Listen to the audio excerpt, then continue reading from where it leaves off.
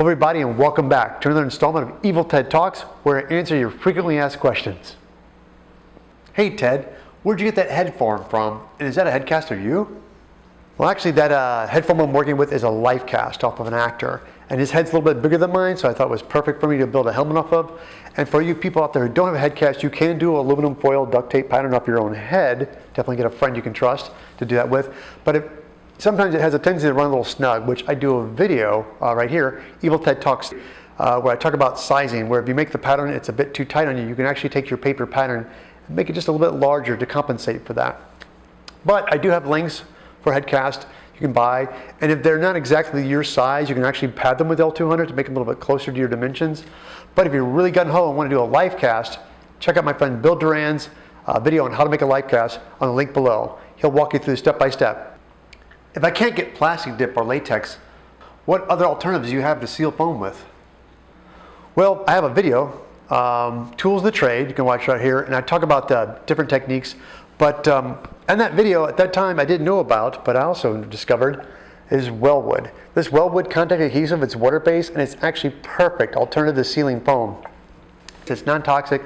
You can either apply it with a brush or you can spray it on. And what I like about it too is when it dries, it has a semi-tackiness to it that really takes paint well. Once again, the water-based Weldwood contact adhesive. Great stuff for sealing foam. If I can't find Barge Cement, what other alternative glues can I use? You can find most contact adhesives in any hardware store. Sometimes Barge Cement does come in tubes, but if you can't find it in tubes or just can't find Barge Cement, Weldwood makes a good contact adhesive. Comes in a glass jar and sometimes metal tins, but once again, much like Barge, it's I have to work in a well-ventilated area and have a respirator because it is kind of toxic fumes. But most contact adhesives work really well. The reason I preach Barge so much is Barge has a tendency to stay, even when it dries, it's still flexible. But anyway, those are my alternatives. And also guys, you can check out Tools of the Trade where I talk about other alternatives to adhesives. Can you make a tutorial on how to make leg armor? Well guys, I have a video on how to make a bracer and shoulder piece, and it's basically the same technique except it's your leg. So take those same techniques I apply for the arm and use them for the legs. What kind of foam do you like to use, Ted, and where do you buy it from? Well, you'd be surprised. I actually go to Lowe's or Home Depot to get the floor mat foam, which I learned using from all you cosplayers out there. It's great stuff, it's dense, it's durable, it's relatively inexpensive. I like that you can heat up and it holds its shape. And also, I get that a lot, and every time people watch my videos and start to ask me about my supplies and where I get things, guys, every video I have a supply list just below my video, so be sure to check that out. What kind of resin you can recommend that can put a hard shell on my foam armor?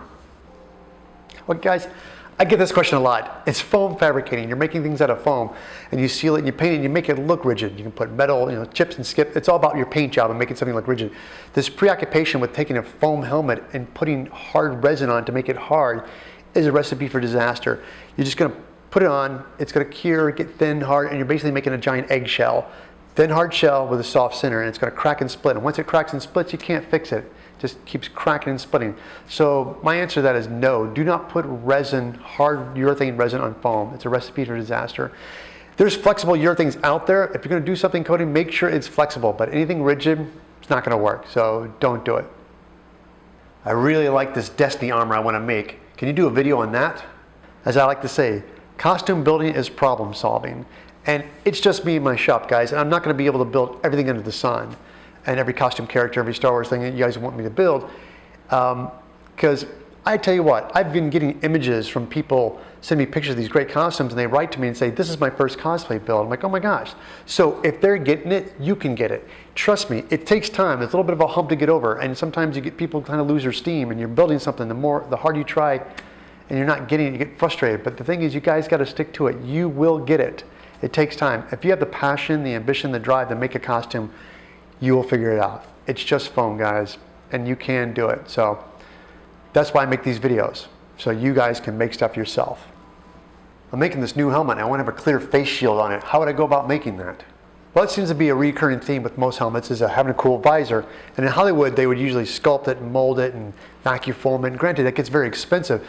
But for somebody doing a cosplay costume, what I recommend is go to a motorcycle shop and they have really cool replaceable face shield visors. And the cool thing about it is they have various colors and they're mirrored to chrome and gold. And you can buy those and they're plastic and you can cut them and shape them and then build foam around them, fabricate.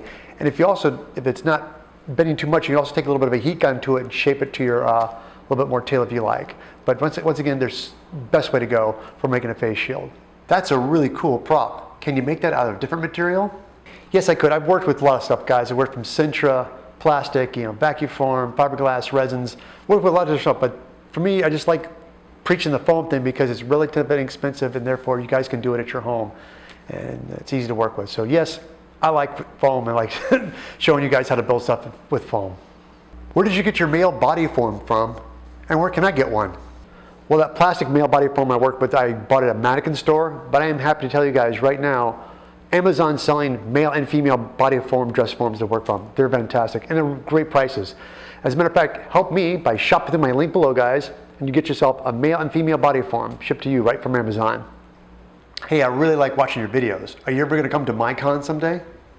You know something? I would love to come to your con. As a matter of fact, if somebody's watching this that runs a con, by all means, contact me. I'm available for booking. I'd love to get out there, travel, guys, meet you all, help out, do costume contests, do workshops. I am all for it, guys. Please, by all means. I'm doing my part. I'm starting to reach out to cons I want to go to. But if you guys have an area in your local area have a con, let them know about me and say, hey, we'd love to have Evil Ted. So help me, help you. All right, guys? Well, that pretty much wraps up Evil Ted Talks. Do not forget to subscribe to the link below if this is your first time watching me. Go to my website, eviltedsmith.com, and get on my mailing list. And while you're there, I have a store and I sell patterns as well. And also, I'd recommend, guys, go to my Amazon link, click on that, and do your holiday shopping. And the more holiday shopping you guys do to my Amazon link helps me keep making videos. And for all the fans out there who have been shopping through Amazon, guys, thank you so much. I want to take this time out to wish you guys a happy holiday and a happy new year. Thank you so much. And I will keep making videos for you guys, all right? Catch you back next time right here on the Evil Ted channel.